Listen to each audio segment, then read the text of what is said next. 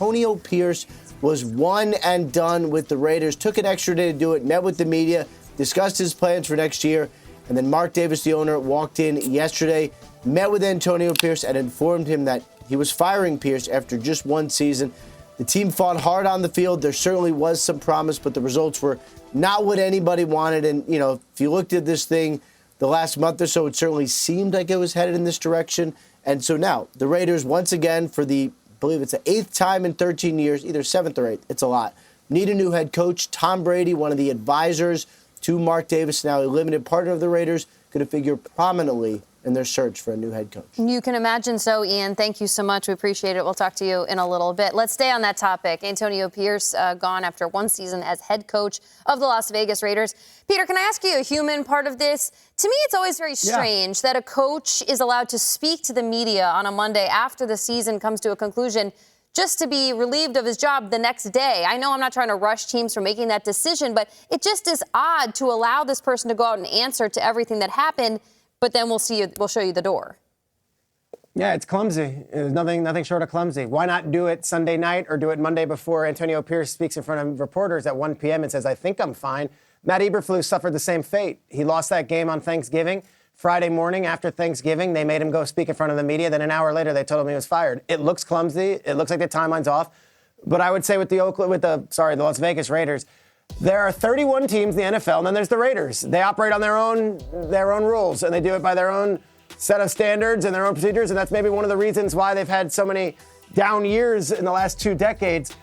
Mark Davis, I think his heart is in the right place. He's got good intentions, and I think this new ownership group, which includes Tom Brady and Richard Seymour and some other voices, are going to do the best job they can to help advise and get the right thing right. But at the end of the day, they don't have a quarterback. They just fired another offensive coordinator. They had Luke Getsy for 11 weeks. They fired him. And then they had Scott Turner and Norv Turner in the booth. They're out. There's a great amount of instability in this job. I don't know who would find this attractive if you're looking at it objectively compared to, say, Bears or a Patriots or a Jets or a Saints. The Raiders' job, it's more like, I guess I want to work with Brady, but Brady's not there every day, and he hasn't been there every day. So I hate to be so down. I don't have a quarterback. I don't know what the salary cap situation is, and I don't necessarily know how much I'm going to be able to spend on a coaching staff going into this. So everyone's saying Vrabel because he used to play with Brady. Vrabel might have more attractive options than going to this Vegas situation, which doesn't look ideal for me as I'm just looking at the other landscape. I feel like they were smoking cigars 20 minutes ago, and they're beating the Chiefs, and it's awesome. And the Raiders are back, and it's a silver and black and commitment to excellence, and now just gone. My perspective on this, when coaches get fired this quickly, and we saw it with Gerard Mayo, there has to be 2 factors, in my opinion. You lose a whole bunch, but it's more than just losing. You embarrass the organization, and you fumble things, and you embarrass yourself. I think that's what happened to Gerard Mayo, is there was a lot of unsightly things in the media, and they're like, we're losing, and this is bad, you're gone. I don't know if I see that for Pierce, and it's always like, how do we finish the season? Well, they won 2 games in a row. They won the last 2 out of 3. They seemed to play hard. It didn't feel like the players were quitting on him, but you fired him. Why? Because he couldn't win a wild card with no quarterback? This was a strange one to me, and it shouldn't be, because I look at that logo and I'm like, I don't know, they're just kind of having a house party over there, and the owner is kind of this wild rock star, and he does whatever he wants, and fire this and fire that. Moving forward, I've never been more intrigued about what they do, because we've never had a situation like this. Is it going to be something that's kind of matches that moxie I just talked about? I mean, is Deion Sanders going to be the head coach of the Raiders? They say, screw it, let's just have a party? Or is it something wildly conventional like Vrabel or Ben Johnson? But I go back to Peter's last point. You're Vrabel, you're Ben Johnson, you're the bells of the ball. You can pretty much pick your team. What is it that is making you pick the Raiders? Like, what is it like? I'm going to stay there for a long time. We're going to win. I'm going to beat the Chiefs. We're going to be in the playoffs. Like, what makes you think, looking there, that they're going to do that? And if you don't do it, what makes you think they're not going to immediately fire you? It's a tough gig right now. It's not that appealing. Not only the quarterback, but the fact that if you don't win without one, out of here. Yeah, it's a very hard one to swallow. I've been very conflicted about this. I've been having conversations with Jamie about this, about what the Raiders should do moving forward. I want to say, in addressing Antonio Pierce, I did text him last night, and I want to say I truly believe that this is just bad timing. I think what we're looking at with the Raiders, for me, as growing up as a Raider fan and as an alumnus of the Raiders, I understand that they are sick and tired of being sick and tired.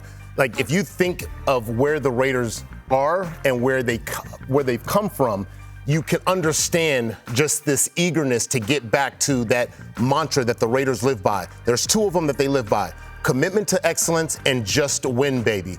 And Antonio Pierce, unfortunately, was not able to win. He was dealt a hand that was just impossible to try to turn over. You think about the lack of quarterback. They weren't able to secure a Michael Penix like they wanted to perhaps in the draft or get that staple quarterback. And I look at where they're moving forward now. They need an organizational changer. They need a culture changer, somebody like a Deion Sanders, somebody who can come in there and do something really different. No more of this recycling coaches. North Turner didn't work out when you guys brought him in there the last time. Don't bring him back in to see if he can change or make something different. Like, no, we have to start doing things that are a little bit different. I think about the last 20-something years, 21 years.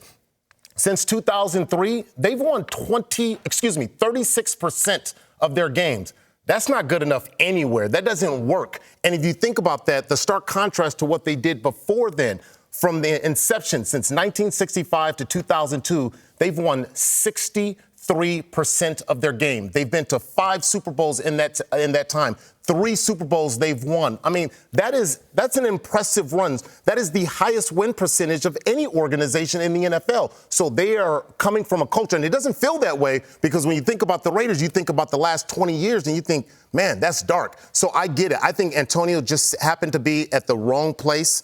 And although this is a great opportunity for him, but this organization, they're saying, you know what, we have to make the change, and we have to make the change now and find that culture change. If it's not, don't go get and recycle some other coach that hasn't done well. Like all that recycling stuff, no, get that out of there. I mean, we want to be eco-friendly, but not for the Raiders.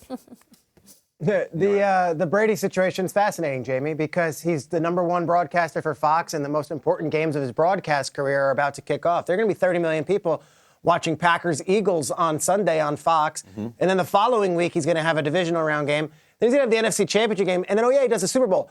That takes you through February 14th or so. That takes you through Valentine's Day. The Raiders hope to have a coach. By then, we'd think the Raiders would have a coach the next few weeks. So is Brady juggling both? Because all these reports, and Ian included, that he's going to play a role. Well, how big of a role? Because he's also got a very important job at Fox. So I'm actually interested in the Brady mechanics of it because I'm sure he can multitask and I'm sure he can weigh in. Is he going to be sitting in on Zoom meetings with 11 different coordinators around the league and asking them questions about and doing the work? I don't know. So this whole feeling of just put it in Brady's hands, it'll all work out. Brady's got a full-time job that I think is pretty serious and he's been pretty dedicated to this year. I don't think he wants to finish that job half whatevering it because he's now interviewing Liam Cohen from the Buccaneers to see what his thoughts are on quarterback play around the league. And make no mistake, too, I've had many conversations with Mark Davis. Mark Davis he's going to lean in on Tom Brady, but he's ultimately going to get everyone together to make sure they make the right decision on that.